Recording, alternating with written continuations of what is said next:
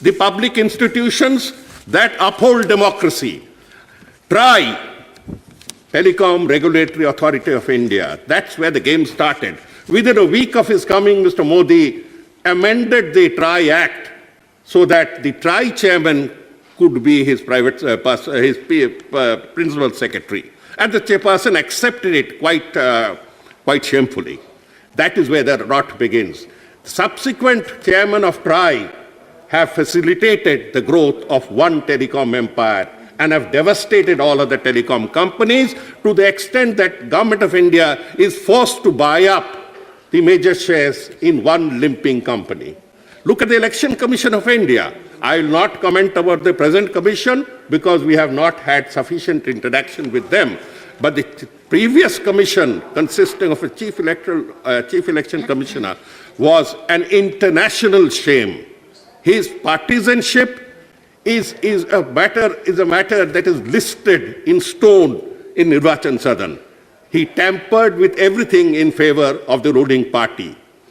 To give another example of how elections were run, the Central Armed Police Forces sent to Bengal outnumbered the Bengal police. Can you imagine that in Kerala or any other state? Then the number of Central Armed Forces sent to you are double that, are 150% of your own forces.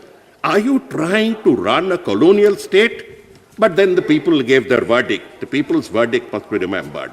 VVPAT, the paper trail, VVPAT was introduced and forced by the Supreme Court to be operationalized. That VVPAT is today undergoing a feet dragging with the consent of one particular Chief Justice who has now switched on to the other side. Anyway, our humble submission is that when the 2024 election comes, please be bold enough to utilize the hundreds of crores that you have spent on VVPAT and let two results emanate, one from EVMs and the other from VVPAT. Why do we have to force you? Why? What do you have to hide? Use the VVPAT, use the paper trail. And I challenge the Election Commission's Deputy Commissioner who lied before the Supreme Court and then indulgent Supreme Court that it takes 5 to 6 days to count paper trails. I have counted, I don't know how many election results on paper. It never takes that long. Why do you lie and why do you connive with such lying? Election bonds, another institutionalized shame. Look at the institutions that we talk about. Prasar Bharati, that I happened to serve, were a difficult period. The last 2 years that I served under this regime is something that I leave for my biography or something. It was one of the worst.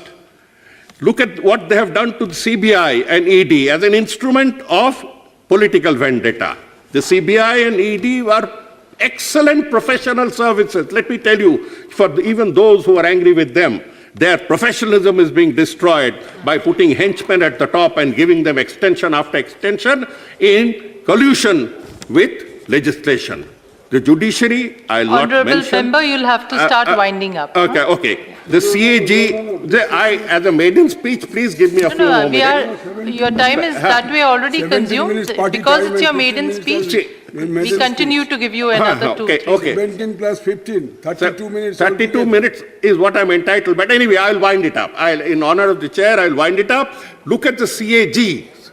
Look at the conduct of the CAGs. The last two under this regime compromised to such an extent that the nation never came to know the cost of demonetization. The nation never came to know the cost of the Rafale deal and what was proper and improper about them. And one of them has got a Padma Bhushan for it. Maybe the other should also be given one.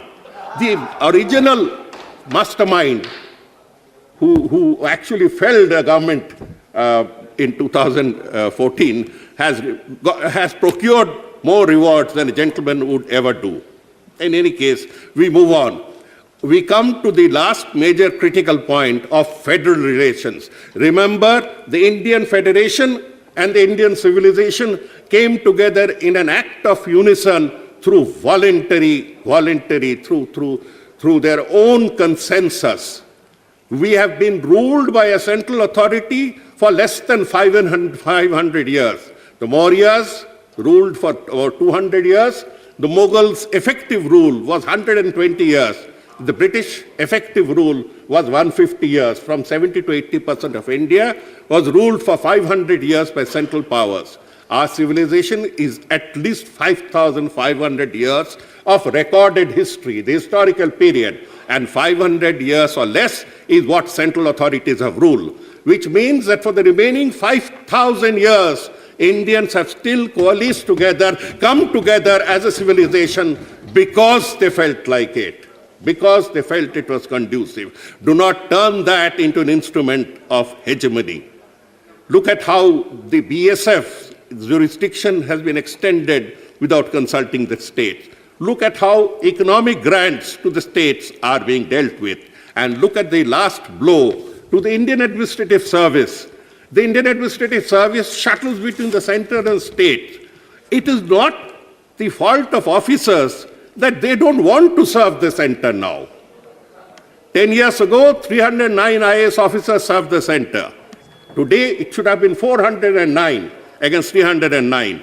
The number has come down to 223. Can't you get the message that they don't want to come and serve under you? You can't use force now to draw them out from their cities and work under you. Force does not work anywhere, everywhere.